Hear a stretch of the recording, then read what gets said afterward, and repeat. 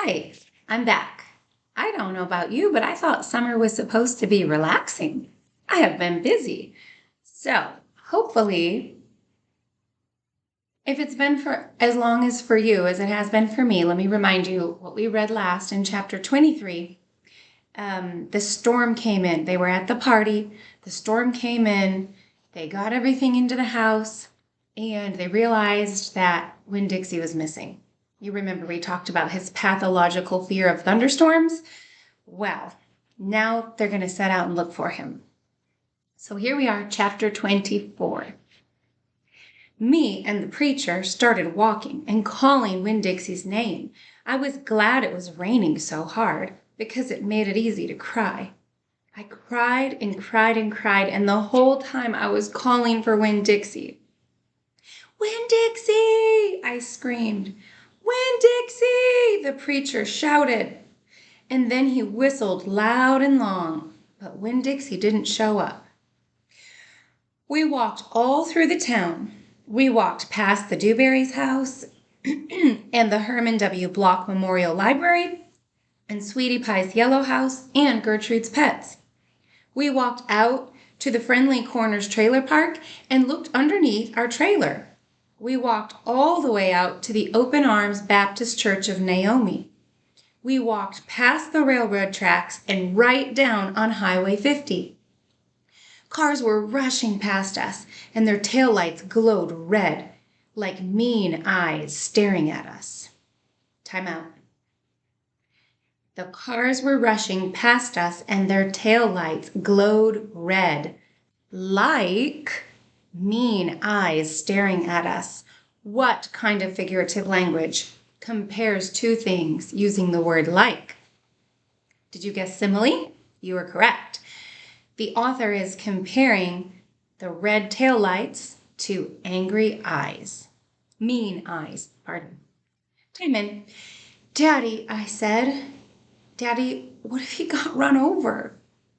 Opal, the preacher said, we can't worry about what might have happened. All we can do is keep looking.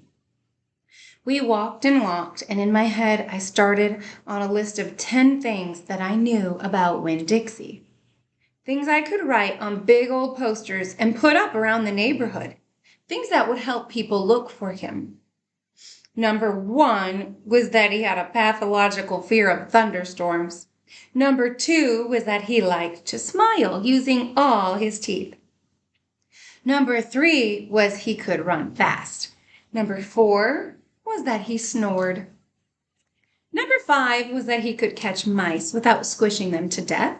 Number 6 was he liked to meet people. Number 7 was he liked to eat peanut butter.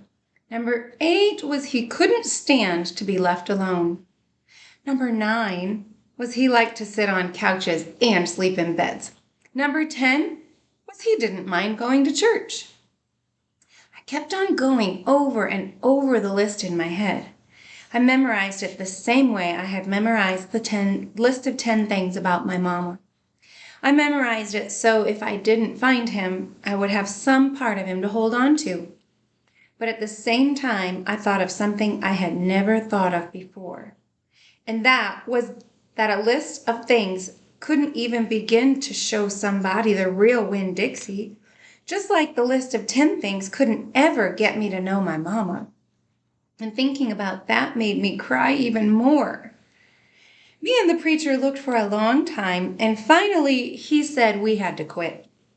But Daddy, I said, Winn-Dixie's out there somewhere. We can't leave him. Opal, the preacher said, we have looked and looked, and there's only so much looking we can do. I can't believe you're going to give up, I told him. India Opal, the preacher said, rubbing his nose. Don't argue with me. I stood and stared at him. The rain had let up some. It was mostly a drizzle now. It's time to head back, the preacher said. No, I told him. You go ahead and go, but I'm going to keep on looking. Opal, the preacher said, in a real soft voice, it's time to give up. You always give up, I shouted. Always pulling your head inside your stupid old turtle shell. I bet you didn't even go out looking for my mama. when she left. I bet you just let her run off too. Baby, the preacher said. I couldn't stop her. I tried. Don't you think I wanted her to stay too? Don't you think I miss her every day? He spread his arms out wide, then dropped them to his sides. I tried, he said. I tried. Then he did something I couldn't believe. He started to cry. The preacher was crying. His shoulders were moving up and down, and he was making snuffly noises. And don't believe that losing Winn-Dixie doesn't upset me as much as it does you, he said. I love that dog. I love him too. Daddy, I said. I went and wrapped my arms around his waist. He was crying so hard he was shaking. It's all right, I told him. It's okay. Shh. I said to him like he was a scared little kid. Everything will be okay. We stood there hugging and rocking, back and forth, and after a while the preacher stopped shaking, and I still held on to him, and I finally got the nerve to ask the question I wanted to ask. Do you think she's going to come back? I whispered. No, the preacher said.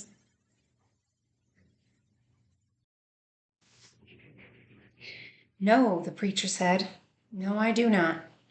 I've hoped and prayed and dreamed about it for years, but I don't think she'll ever come back. Gloria says that you can't hold on to anything, that you can only love what you got while you've got it. She's right, the preacher said. Gloria Dump is right. I'm not ready to let Winn-Dixie go, I said. I had forgotten about him for a minute, what with thinking about my mama. We'll keep looking, said the preacher. The two of us will keep looking for him. But do you know what? I just realized something, India Opal. When I told you your mama took everything with her, I forgot one thing, one very important thing that she left behind. I asked. You, he said. Thank God your mama left me you, and he hugged me tighter. I'm glad I've got you too, I told him. And I meant it. I took hold of his hand and we started walking back into town, calling and whistling for Winn-Dixie the whole way.